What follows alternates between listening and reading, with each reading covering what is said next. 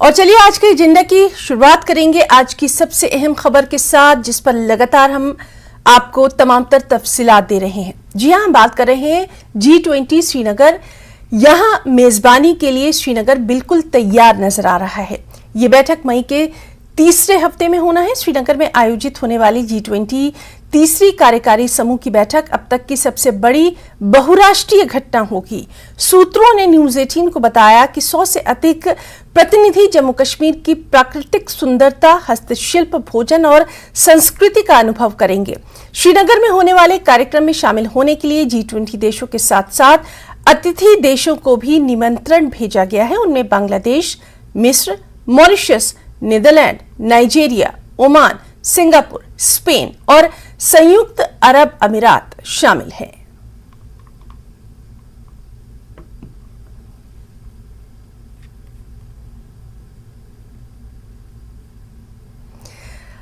और हमारे साथ मौजूद हैं इस वक्त शैलेंद्र वांगू, editor national bureau. Shailendra, G20 के लिए श्रीनगर पूरी तरह से तैयार नजर आ रहा है, क्या कुछ खास रहने वाला है? डिटेल्स चाहेंगे? देखिए, G20 अपने आप में बहुत बड़ी बैठक कश्मीर में होने वाली है और ये पहली बड़ी बैठक है जहां पर इंटरनेशनल डेलीगेट्स इतनी बड़ी तादाद में इकट्ठा होंगे।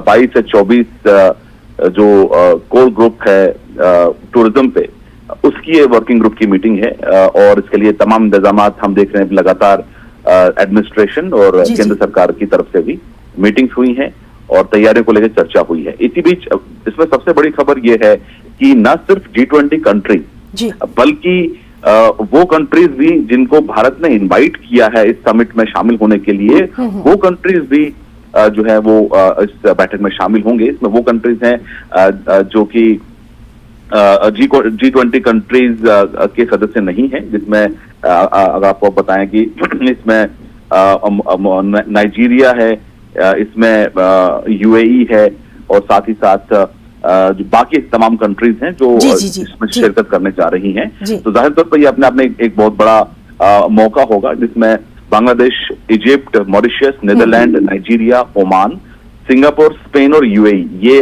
6 कंट्रीज हैं जो कि शिरकत करेंगे G20 कंट्रीज के अलावा। इसके साथ ही साथ वहां पर 100 से ज्यादा डेलीगेट्स पहुंचेंगे और मीडिया डेलीगेशन भी बहुत बड़ा वहां पर रहने वाला, जो अंतर्राष्ट्रीय मीडिया होगा, जो इंटरनेशनल मीडिया होगा, चाहे उसमें दिल्ली से भी कुछ मीडिया जर्नलिस्ट रहेंगे, कुछ विदेशों से भी आ रहे हैं और देश भर से भी आ रहे हैं। तो वो एक बड़ा डेलीगेशन करीब 100 जर्नलिस्ट अलग से इस इवेंट को कवर करने के लिए वहां जाएंगे और ये ऐसा मौका होगा जहां पर डेलीगेट्स को शोकेस किया जाएगा कश्मीर की खूबसूरती को और कश्मीर की ट्रेडिशंस को, कश्मीर के हैंडीक्राफ्ट को। तो ये एक ऐसा मौका होगा जहां पर कश्मीर को पूरी दुनिया के सामने जो सही तस्वीर कश्मीर की है वो रखी जाए। बिल्कुल। और शैलेंद्र, यहाँ पर आपसे हम ये भी जोड़ना चाहेंगे कि जिस तरह से यहाँ के यूथ को, जो यहाँ लोकल यूथ है जम्मू कश्मीर का, उनको भी एक बेहतर एक्सपोजर मिलने वाला है। उनको भी जो उनकी अपनी सलाहियतें हैं, उनकी जो काबिलियत है, वो क्या आगे करना चाहते हैं, इसके लिए इससे बेहतरीन प्लेटफॉर्म तो शायद अब तक नहीं मिला होगा। बिल्कुल, आपने सही कहा। ये ऐसा वक्त है जहां पर एक्सपोजर मिलेगा कश्मीर को अंतर्राष्ट्रीय मंच पर, क्योंकि हम देखते आ रहे हैं कि लगातार एक ऐसी कैंपेन चलाई गई है पड़ोसी मुल्क द्वारा कश्मीर के गलत हालात को प्रेजेंट करने की। तो ये एक ऐसा मौका होगा जहां पर पूरी दुनिया के लोग और वो लोग भी जो इस्लामिक कंट्रीज से आते हैं वो भी इस डेलीगेशन में जाएंगे। आपको याद दिला दें कि इसमें UAE भी शामिल है और UAE वही कंट्री है जिसने जम्मू कश्मीर में इन्वेस्टमेंट के लिए कमिट कर दिए। UAE की कंपनीज वहां इन्वेस्ट कर रही है, मॉल बना रही है और बहुत से प्रोजेक्ट्स वहां पर शुरू होने वाले हैं। तो ये ऐसा मौका होगा जब पूरी दुनिया के लोग वहां जाएंगे और वहां पर वो असल हालात देखेंगे कि किस तरह की कश्मीर में है। और जो कश्मीर की जो बहुत सी ऐसी चीजें हैं जैसे हैंडीक्राफ्ट है जिनको अब तक इस लेवल पे शोकेस नहीं किया गया था, वहां के ट्रेडिशन को, वहां के कल्चर को और वहां की खूबसूरती को।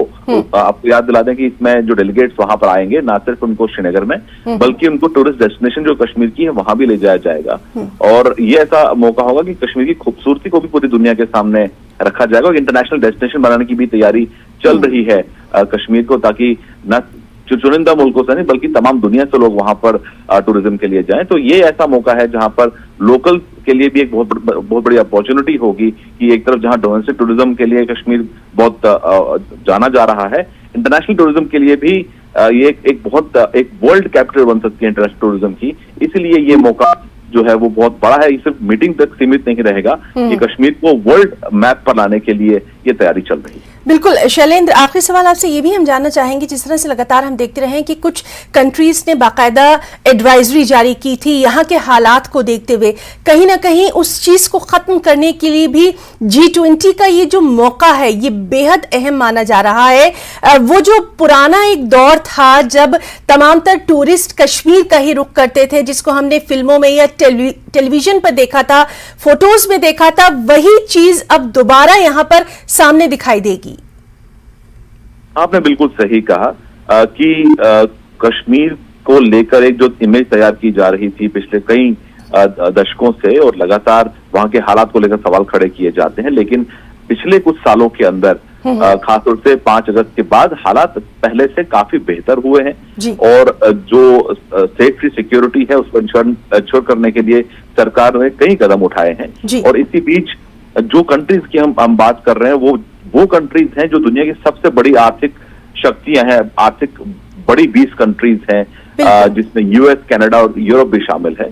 तो वहीं साथ ही साथ हालांकि कुछ कंट्रीज को इसमें ऑब्जेक्शन हो सकता है, जैसे हम देखते आए हैं कि 1-2 ऐसे कंट्रीज हैं जो लद्दाख नहीं जाते हैं, जो नॉर्थ ईस्ट में नहीं जाते हैं, हो सकता है वो यहाँ पर भी ना आए, लेकिन ये इतना बड़ा मौका है जहां पर 20 से ज्यादा कंट्रीज, करीब 29 कंट्रीज के आसपास इस बैठक में शिरकत होने के लिए जाएंगी। उसमें अहम बात यह भी है कि 5 वो कंट्रीज हैं जो कि जो OIC है, ऑर्गेनाइजेशन ऑफ इस्लामिक कोऑपरेशन, उसकी मेंबर कंट्रीज भी है जो लगातार कश्मीर को लेकर एक गलत तस्वीर पैदा करने के लिए बयान देती रहती है। उस ऑर्गेनाइजेशन के भी 5 कंट्रीज हैं, जिसमें बांग्लादेश, इजिप्ट, नाइजीरिया, ओमान और UAE। ये वो 5 कंट्रीज हैं जो इस बैठक के लिए वहां पर उनको इनवाइट किया गया और माना जा रहा है कि वहां पर वो शिरकत जरूर करेंगी। तो जाहिर तौर पर जो एक गलत तस्वीर थी जो दुनिया के सामने न सिर्फ एक पड़ोसी मुल्क ने, बल्कि जो अंतर्राष्ट्रीय मीडिया, जो वेस्टर्न मीडिया है, उन्होंने भी कश्मीर की सही इमेज जो है वहां से नहीं रखी। तो इस बार सरकार वेस्टर्न मीडिया को भी एक प्लेटफॉर्म दे रही है कि वो कश्मीर के असली सूरत हाल वहां पर खुद जाकर देखें और पूरी दुनिया को बताएं कि वहां पर कश्मीर में इस हालात कैसे हैं। बिल्कुल शैलेंद्र वांगू, बहुत बहुत शुक्रिया आपका अदा करना चाहेंगे बेहद अहम डिटेल जानकारी हमारे दर्शकों से साझा करने के लिए। और लगातार G20 की जो बैठक होने वाली है श्रीनगर में आसपास, उस पर हम आपको तमाम तर पल पल का अपडेट भी न्यूज 18 JKLH पर देते रहेंगे। आगे बढ़ेंगे, एक और बेहद अहम खबर से आपको रूबरू करवाएं। मनोज गुप्ता का इनपुट, घुसपैठ की कोशिश में आतंकी गुट, सरहद पार लॉन्च पैड से घुसपैठ की कोशिश की जा सकती है, इसके पुख्ता संकेत मिल रहे हैं। तो इस वक्त की एक और बेहद अहम खबर आपको दे रहे हैं। मनोज गुप्ता का इनपुट, घुसपैठ की कोशिश में आतंकी गुट है, सरहद पार लॉन्च पैड से घुसपैठ की कोशिश की जा सकती है और इसकी पुख्ता संकेत मिल रहे हैं। तो न्यूज 18 JKLH पर इस वक्त की सबसे अहम खबर आज का एजेंडा में मनोज गुप्ता का ये इनपुट है, जिसमें घुसपैठ की कोशिश में है आतंकी गुट और सरहद पार लॉन्च पैड से घुसपैठ की कोशिश की जा सकती है, इसके पुख्ता संकेत, स्ट्रॉन्ग इंडिकेशंस मिले हैं।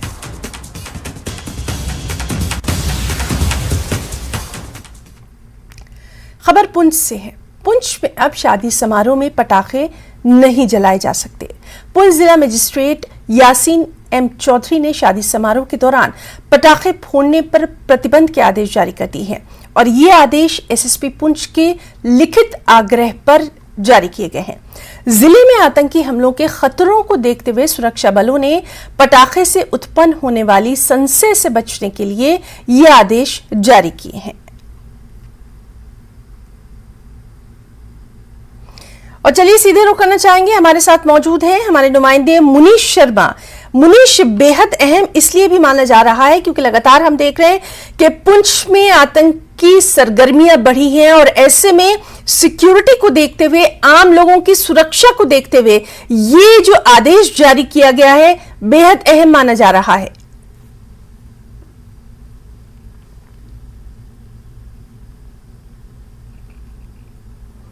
मुनीश, आप मुझे सुन पा रहे हैं?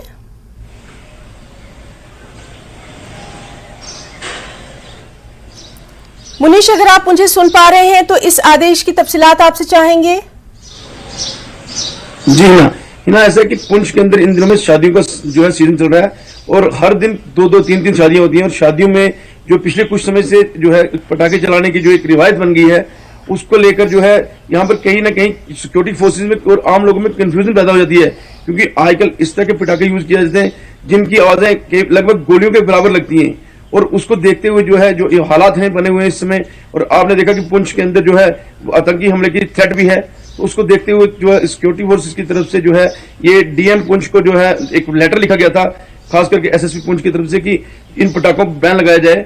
और कल रात को ही जो है अपना डीएम पुंछ जो है मोहम्मद यासीन मलिक उन्होंने क्या किया कि इसको ऑर्डर निकाला है कि पुंछ के अंदर किसी भी शादी में पटाखे जो है चलाने की जो इजाजत नहीं होगी, उस पर बैन लगाया गया। और साथ ही जो शहर में जो पटाखों की बिक्री है या जो पटाखे लोग रखते हैं उनको जो है पूरी तरह जो है प्रतिबंध लगाया गया है, बैन लगाया गया है। और ये ऑर्डर जो है अगले आदेश तक जारी रहेगा, जब तक नया आदेश नहीं आता तब तक ये पूरी तरह प्रतिबंध रहेगा कि शादी समारोह या किसी भी फंक्शन में पटाखे यूज नहीं किए जाएंगे।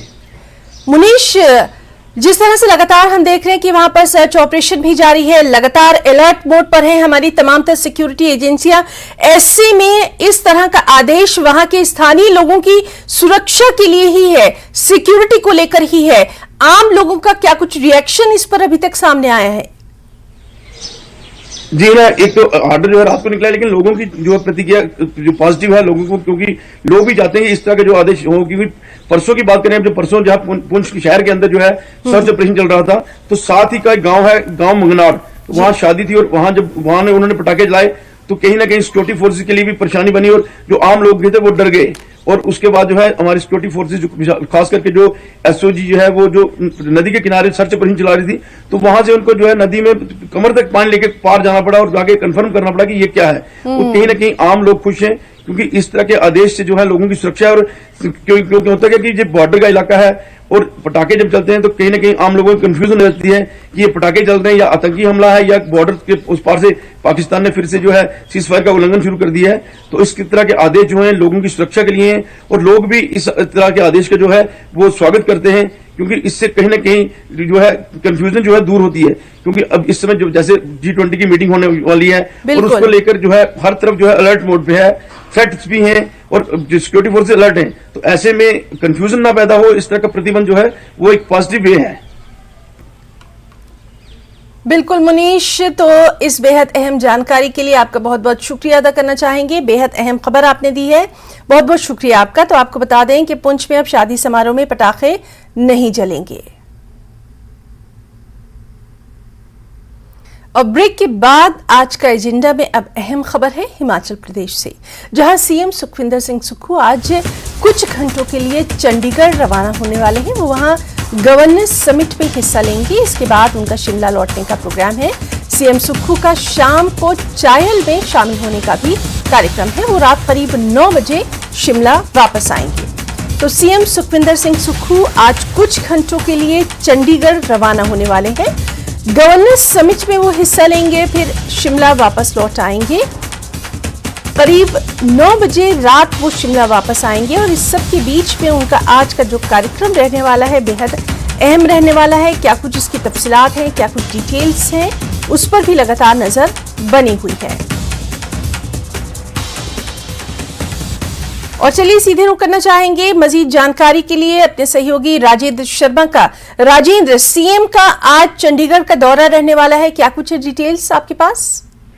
बिल्कुल हिना, मुख्यमंत्री पिछले कल ही दिल्ली से अपने 5 दिन के प्रवास के बाद लौटे हैं। कर्नाटका में चुनाव प्रचार के लिए मुख्यमंत्री शामिल हुए और कल यहाँ एक कार्यक्रम में भाग लिया। उसके बाद जो जरूरी काम था पिछले कई दिनों से लटका हुआ उसको निपटाया, फाइलों का निपटारा किया और आज दोपहर तक चंडीगढ़ पहुंचने का कार्यक्रम है। वहां एक कार्यक्रम में भाग लेंगे और उसके बाद फिर वापस शाम को शिमला आने का कार्यक्रम है। तो काफी व्यस्त शेड्यूल मुख्यमंत्री का रहने वाला है। और इसके बाद क्योंकि अब मेयर और डिप्टी मेयर का चुनाव भी करना है, नियुक्ति इनकी करनी है। हालांकि 14 तारीख को तय किया गया है कि बैठक कांग्रेस के सभी नवनिर्वाचित पार्षदों की होगी और उसके बाद 15 को मेयर और डिप्टी मेयर घोषित किए जाएंगे। लेकिन काफी बिजी शेड्यूल देखने को मिल रहा है अपने कर्नाटक दौरे के बाद दिल्ली से जब से मुख्यमंत्री लौटे हैं, और उसी के तहत आज अचानक ही कल शाम को ये कार्यक्रम तय हुआ, जिसके अनुसार आज चंडीगढ़ मुख्यमंत्री जाएंगे और फिर इसके बाद चंडीगढ़ से लौटने के बाद शिमला पहुंचेंगे और शाम को फिर, क्योंकि हमने देखा पिछले 5 महीनों से मुख्यमंत्री का शेड्यूल लेट नाइट तक काम करने का रहता है, तो ऐसे में कार्यक्रम में तुरंत हिस्सा लेने के बाद मुख्यमंत्री सीधे शिमला पहुंचेंगे और फिर जो जरूरी कामकाज है उसको निपटारा है, क्योंकि जिस प्रकार से चर्चाएं भी हिमाचल प्रदेश में चली है कैबिनेट विस्तार को लेकर, और राजनीतिक माहौल कांग्रेस की अगर बात करें तो काफी गर्म है, तो ऐसे में मुख्यमंत्री की सक्रियता दोनों तरफ से काफी अहम हो जाती है, चाहे वो संगठनात्मक रूप से हो या फिर सरकार के रूप में हो, जो जरूरी कामकाज निपटाने को है उसके ऊपर हो। तो आज भी काफी बिजी शेड्यूल मुख्यमंत्री का रहने वाला है, और कह सकते हैं जब तक मेयर और डिप्टी मेयर की नियुक्ति नहीं होती है तब तक काफी बिजी शेड्यूल मुख्यमंत्री का रहने वाला है। और राजेंद्र, और सीएम के इस दौरे से मुताल्लिक तमाम तर जो अपडेट है, कितना ये खास है उनका ये दौरा, इस पर भी लगातार नजर बनी हुई है। बहुत बहुत शुक्रिया आपका तमाम तर जानकारी के लिए। आगे बढ़ेंगे। शिमला नगर निगम को अपना नया मेयर अगले हफ्ते मिल सकता है और इसके लिए सबसे बड़े दावेदार सुरेंद्र चौहान माने जा रहे हैं। हालांकि डिप्टी मेयर के पद के लिए भी कई दावेदार हैं, लेकिन शिमला को इस बार महिला डिप्टी मेयर मिल सकती है और इसमें सबसे ऊपर जो नाम है वो है भाजपा सरकार के समय डीलिमिटेशन को अदालत में चुनौती देने वाली सिम्मी नंदा का। जी हां, तो इस वक्त की ये बेहद अहम खबर है। लगातार हम आपको बता रहे हैं कि शिमला नगर निगम मेयर और डिप्टी मेयर के नामों को लेकर लगातार मंथन जो है जारी है। अब सूत्रों के हवाले से ये खबर है कि अगले हफ्ते शिमला नगर निगम को मेयर मिल सकता है। लगातार आपको बता रहे हैं कि सबसे बड़े जो दावेदार हैं मेयर पद के लिए वो है सुरेंद्र चौहान। डिप्टी मेयर के पद के लिए कई दावेदार हैं और इस बार यहां पर डिप्टी मेयर का पद महिला को मिल सकता है। सबसे ऊपर नाम है भाजपा सरकार के समय डीलिमिटेशन को अदालत में चुनौती देने वाली सिम्मी नंदा का। और लगातार हम देखते रहे हैं कांग्रेस के जो तमाम आला अधिकारी हैं, कांग्रेस के जो तमाम आला लीडर हैं, वो यही कहते रहे हैं कि एक डिप्टी मेयर का पद जो है वो महिला को मिलना तय है। अब कई इसमें दावेदारी पेश करने वाले नाम हैं और सबसे अहम अभी तक की जो इत्तलात है, जो सूत्रों के अनुसार सिम्मी नंदा का नाम सबसे आगे इसमें चल रहा है। आज का एजेंडा में आज की सबसे अहम खबर, उपराज्यपाल मनोज सिन्हा दौरा करेंगे पोलो व्यू मार्केट श्रीनगर का और स्मार्ट सिटी प्रोजेक्ट का उद्घाटन करेंगे। अभी गुजर में पुनर्निर्मित मंदिर का उद्घाटन करेंगे। एसएमसी पार्किंग के करीब है ये मंदिर। तो एलजी मनोज सिन्हा आज पोलो व्यू मार्केट, जो कि लगातार सुर्खियों में है, जिस तरह से उसकी तज़ीन नौ की गई है, जिस तरह से उसको सजाया संवारा गया है, तस्वीरें लगातार हम सोशल मीडिया पर देख रहे हैं, तो इसी को लेकर आज एलजी मनोज सिन्हा यहां का दौरा करने वाले हैं। हमारे साथ मौजूद हैं इस वक्त हमारे साथी रईस मागरे। रईस, आज का दिन बेहद अहम रहने वाला है, क्या कुछ आज खास रहने वाला है? फोन चुका सर नंबर लगा मगर क्या रईस, अगर आप मुझे सुन पा रहे हैं तो आपसे जानना चाहेंगे आज का दिन किस तरह खास रहने वाला है?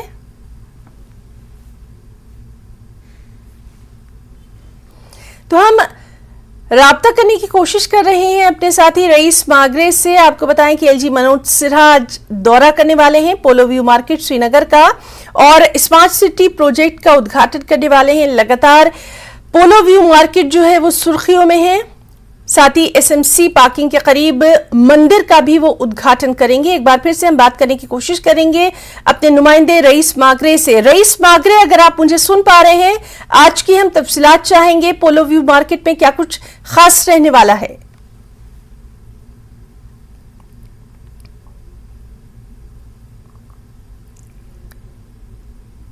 तो हम राब्ता करने की कोशिश कर रहे हैं। आपको बताएं कि आज का ये दौरा मनोज सिन्हा एलजी का बेहद अहम रहने वाला है। पोलो व्यू मार्केट श्रीनगर का वो दौरा करेंगे, स्मार्ट सिटी प्रोजेक्ट का भी उद्घाटन करेंगे। लगातार हम आपको ये रिपोर्ट्स दिखाते रहे हैं, खबरें दिखाते रहे हैं कि किस तरह से पूरा जो श्रीनगर का जो तज़ीन नौ किया गया है, जिस तरह से सजाया संवारा गया है। G20 की बैठक को लेकर खास तौर पर यहाँ तैयारियां की जा रही हैं। उस लिहाज से आज का ये जो दौरा है बेहद अहम रहने वाला है। साथ ही साथ SMC पार्किंग के करीब जो मंदिर है उसका भी उद्घाटन एलजी करेंगे। फिर से बात करने की कोशिश करेंगे रईस मागरे से। रईस मागरे, अगर आप मुझे सुन पा रहे हैं तो आपसे जानना चाहेंगे, पोलो व्यू मार्केट का आज दौरा करने वाले हैं एलजी मनोज सिन्हा, क्या कुछ खास रहने वाला है?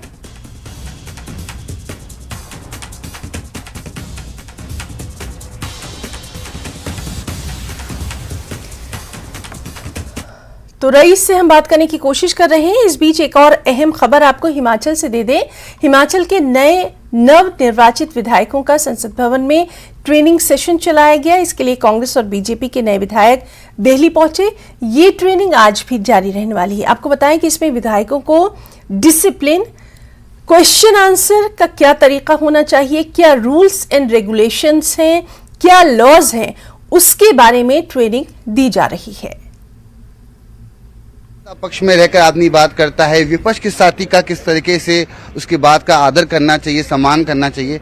तमाम भाजपा के हों, कांग्रेस के हों, पहली बार जो विधायक बने हैं उन्हें संसद भवन में जाने का मौका मिला है। आप सब लोग एक साथ, जो कि बीजेपी, कांग्रेस तमाम विधायक हैं जो पहली बार बने हैं, क्या नाम है आपका और किस तरीके से चल रहा है आपका शिविर?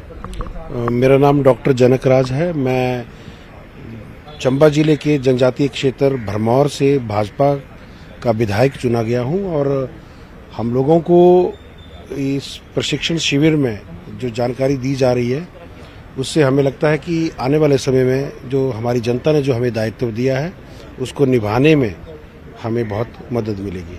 कांग्रेस से विधायक हैं आप, किस तरीके से जो अपने साथी की बात आप सुन रहे थे, जो कि एक सहयोगी के रूप में आप लोग संसद भवन में हैं और एक दूसरे का सपोर्ट भी कर रहे हैं, ट्रेनिंग कैसी चल रही है? मेरा नाम अजय सोलंकी है। मैं जिला सिरमौर के नाहन निर्वाचन क्षेत्र से कांग्रेस पार्टी के का विधायक चुन के आया हूं और यहाँ हमारा ओरिएंटेशन प्रोग्राम चल रहा है। अच्छा चल रहा है। अभी तो कल फर्स्ट डे था, सेकंड डे है, तो काफ़ी कुछ सीखने को मिल रहा है। और वैसे तो हम 2 सेशन अटेंड करके हिमाचल के विधानसभा में आ चुके हैं, लेकिन यहाँ ओरिएंटेशन प्रोग्राम में जो नई चीज़ें सीखने को मिल रही है, निश्चित तौर पे इससे जो है हमारे क्षेत्र की आवाज उठाने के लिए मौका मिलेगा। जब विधानसभा में जो फीलिंग होती है वो अलग है और ये जो संसद भवन में फीलिंग है वो अलग है, कि चीजें एक ही हैं, दोनों स्तर और जो स्थिति है अलग अलग है। जो कि ये संसद भवन है वो विधानसभा है, मगर बातचीत व्यवहार हर जगह एक जैसा ही होता है। देखिए, जो प्रणाली है वो तो सेम ही है। उसको समझने में हमें इसलिए भी फायदा हुआ है क्योंकि ऑलरेडी हमारा सेशन हो चुका है और हमारे जो स्पीकर हैं वो बहुत इनकरेजिंग है। जो हमारे युवा जो साथी हैं, तो कई अपॉर्चुनिटीज़ में हमें रूल भी नहीं मालूम था, उसके बाद भी उन्होंने हमें अलाउ किया। तो अभी रूल्स के बारे में प्रैक्टिकली समझ भी आ गई थी। यहाँ पे आके रिसर्च वर्क के ऊपर कैसे काम करना है, इसके ऊपर किस तरह देश आगे बढ़े, इसके ऊपर विचार करने का मौका मिला और अपने आप को सुदृढ़ करना, रिसर्च को अपना बेटर करना, इसके ऊपर ज़्यादा चर्चा हो रही है। इन विधायकों को विधानसभा स्पीकर के सामने व्यवहार करना चाहिए, किस तरीके से नियम, कायदे, कानून का पालन करना चाहिए, किस तरीके से विधानसभा में अनुशासन रखना चाहिए, तमाम चीज़ों के बारे में बिंदुवार तरीके से इनको संसद भवन में ट्रेनिंग दी जा रही है। यही वजह है कि तमाम ये नवनिर्वाचित विधायक दिल्ली पहुंचे हैं। कैमरामैन कार्तिक के साथ मैं रवि मिश्रा, न्यूज़ 18, नई दिल्ली।